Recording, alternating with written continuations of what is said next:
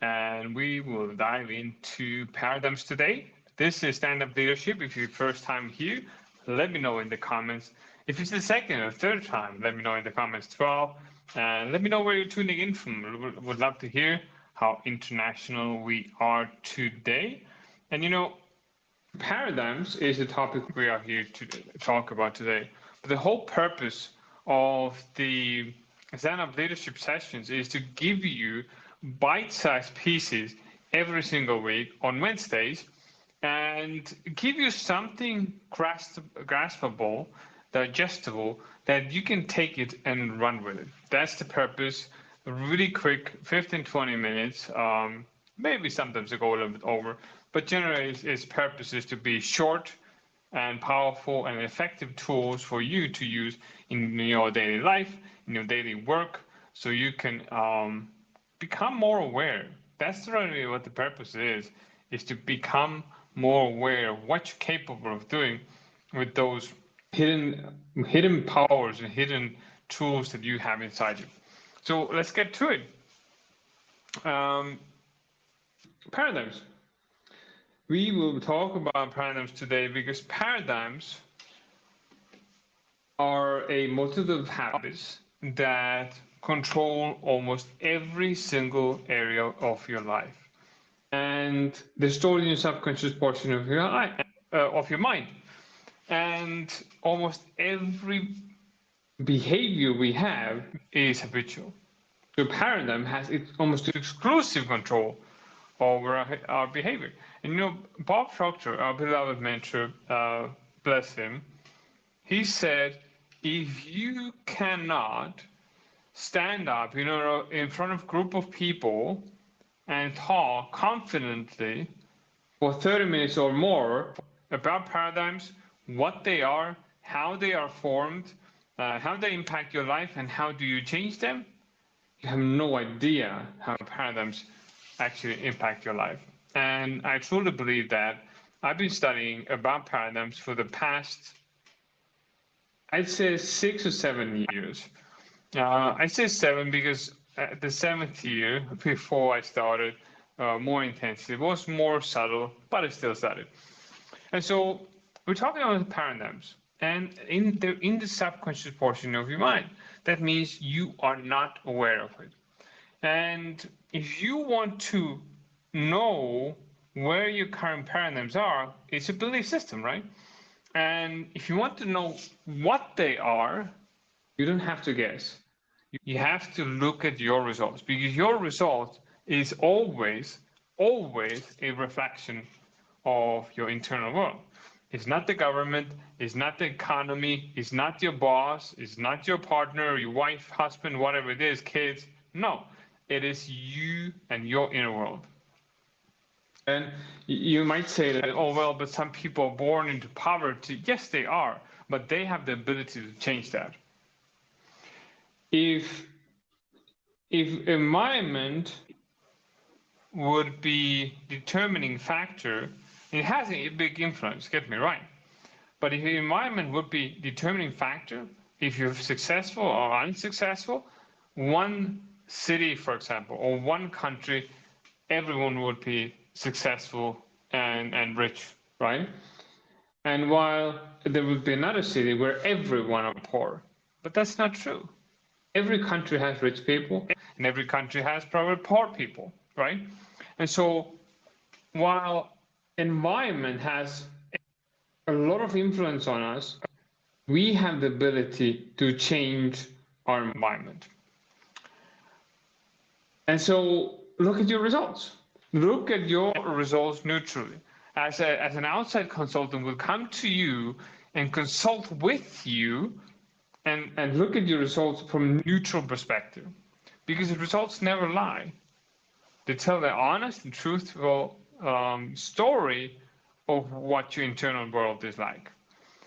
And some of your results are positive, some of them are negative. And so whatever they are, there's law of opposite, also known as law of polarity. If there's good, there's also bad. If there's bad, there's something good. So if they're not so guess what? There's something good in it. There's a lesson in it. There's something to learn from it. And whatever we were getting today, whatever the results or circumstances, situations we are experiencing on this day are a reflection. What's programmed into the subconscious portion of your mind, meaning automatically. And about 95 to 97% of our thoughts, our behaviors, and our perceptions and actions are automatic. The subconscious. We are not aware of it. And so if you don't like your results, you don't have to fight it. You don't have to fight with the existing results. You have to change the existing cause of the results, which is the paradigm. Now, what most people try to do is they try to change the symptom. A symptom is not the cause. It's a secondary cause, but it's not the cause. It's not the root cause. And so what most people try to do is try to change the behavior. Behavior is a cause, but it is a secondary cause of the results. It's a direct cause, but it's not the root cause, right? And so they try to change the behavior. Let's say they try to change the results in the workplace, or they're trying to gain muscle mass, so they try to lose weight, and they force the behavior, but their emotional programming, their subconscious programming has not changed, and they fall back into the same old results over and over and over again. And sometimes they try so countless times and wonder why don't they change. It's because of the paradigm, right? And so one of the most important things in paradigms is paradigms actually dictate your logic. They dictate your logic. They really do. And so your logic is determined by your paradigm. Like there was once a time in history where people believed that the earth is flat, right? It just didn't make sense that it can be any other shape. They thought it's flat, and some people still do. And so it didn't make sense that if you go on the edge of the world, that you wouldn't fall off. You would fall off, right? And the current paradigm of the society was that that's the truth. That's logical, that the earth is flat. Until we became more educated, and that wasn't the logic anymore. And once there was considered that flying for humans is impossible with airplanes. It was like ridiculous. Like, what do you mean? Humans flying? Are you kidding? Like, you're not a bird. And even the Wright brothers who built the first airplane, their own father wanted to put them into a mental hospital because they were crazy. And look at us now, flying all over the world. And so paradigms, when they change, the logic changes. So what's logical for you right now is based on your paradigms. And so what's logical for you right now places you in a box with walls around you, and without effective use of imagination and effective use of education and effective use of a mentor who can see your blind spots is sometimes it's very, very hard to see outside of that, because how is it? Someone said that we are limited to the poverty of our imagination. We're limited only to the poverty of our imagination. And so our imagination is limited. Right now, we are the ones who are limiting it. And we're limiting it with our logic. And our logic has nothing to do with what we can accomplish. Logic has a place. We need it for analytical purposes, but not for deciding what we're about to do, right? And so small improvement in goals generally for most people feels logical, right? It makes sense because they've done it. They experienced it. But massive growth feels, and like really huge jump feels illogical. I think now it's starting to change in the world, but still a lot of people think like doing a big change in their life is illogical. It just doesn't make sense. Like 5% growth seems very logical and believable, but 200% definitely doesn't. And that's simply because of your current existing paradigm, right? And your paradigm is a multitude of habits stored in your subconscious mind. And so your paradigm determines what actually feels possible. And you know, the word impossible itself states, I am possible. So whenever you say that word, stop yourself and remind yourself that this is possible because I am possible. And so, you know, we weren't born with limiting beliefs. Most of them, we were born with different things in our DNA, different beliefs too, but most of our beliefs are gathered from our early childhood.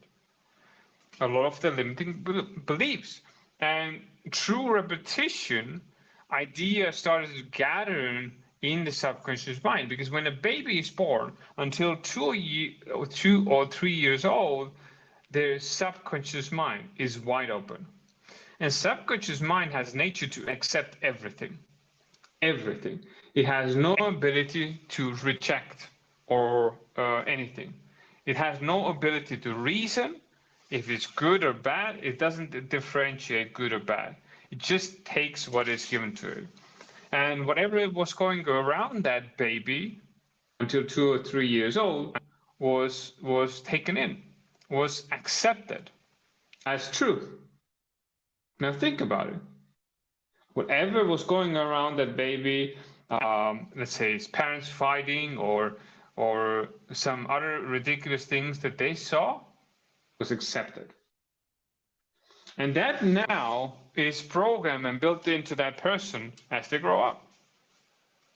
And then they take it to the workplace, and then they take it to their business, and it's been reflected there, whatever it is.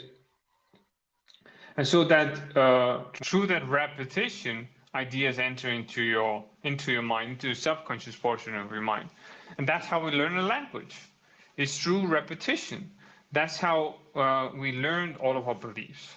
And that's how habits are formed, through repetition. If you start teaching your child how to brush your teeth, it takes a lot of time, I know, but eventually they're going to be independent in effectively brushing their teeth. It becomes a habit through repetition. And so repetition is what actually creates that programming.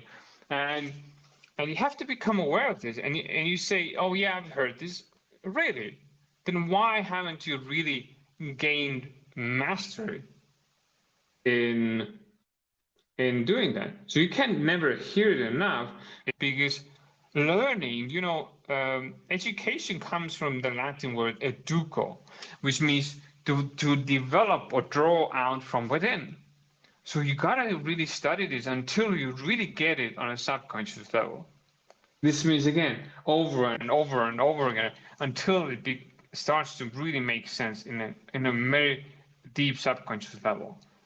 And so we're literally programmed to live the way we will live. And the encouraging part is this, that if repetition built the paradigm, repetition can also replace it. It can change it, right? And so everything follows the same sequence for you. Everything follows the same sequence. So we have a paradigm. Paradigm follows behavior, action, and behavior follows your results automatically. Paradigm follows behavior, behavior follows results. And if you don't like your results, you can change it. And you don't have to attack the old behavior or the old conditioning. You don't change the existing program, the root cause behind the behavior. That's where everything starts to change. And so poor results are not the real problem. They're not. They're simply the result, the effect in a sense. And the paradigm is the problem. And income, for example, isn't created by the company you work for. The income is flowing through the company to you. It's simply a channel for the income that you're earning. And it's again a reflection of your internal awareness of who you are as a person, as a leader. And so if you want to change, you got to change the paradigm. Behavior starts to change when you change the paradigm. The repetition starts to kick in over time, and results will follow always if you follow the process. And so one of the biggest mistakes is trying to change everything, right? I'm going to change everything that I don't like. Don't do that, because a paradigm is a multitude of habits. Work on one or two habits, mostly one, but maybe two, right? But really master them, and then you can move on to the next one. You know, Bob shares a story, Bob Proctor shares a story from Prudential Insurance. They didn't try to fix everything. They took two behaviors and they focused only on two new behaviors they wanted to develop. They asked their salespeople to be face-to-face with the prospect by 9 a.m. every morning and ask every prospect to buy $100,000 of insurance policy. And that took their sales into hundreds of millions, I think today even billions of dollars, and it was a simple change. And there was camaraderie there, and they started acting, and a whole bunch of group of people started to succeed there. It was simple, it was repeated, it was consistent, and results started to change dramatically. And so a small habit changes can really create major paradigm shifts, because you have to understand that everything is interconnected. If you change one paradigm, it affects all the other areas of your life as well. So be aware of it, but be very, very, very focused on what you change. And organizations, teams have paradigms too. It's called culture, right? Every team has a culture. Every company has a certain culture. And culture is simply a group paradigm. It's a group habit. And every department in a company has habitual ways of operating. And so you want to ask yourself, if you're in a team, if you're leading a team, what do we all do automatically here? Really automatic behavior. Which habits are really helping us? And what are the habits that are not really serving us anymore? And I really encourage you to, as a team, choose one or two habits and change them together. There's so much power in a group, but there's a difference in a group and a team. There's a lot of people who say they work together, but they're not working together. Work together as a unit, as a single unit, because there's so much more power doing it together than you could ever do alone. And so corporate culture changes because individuals choose to change collectively together, right? But it starts with one person. You could be that one person. So I want you to really remember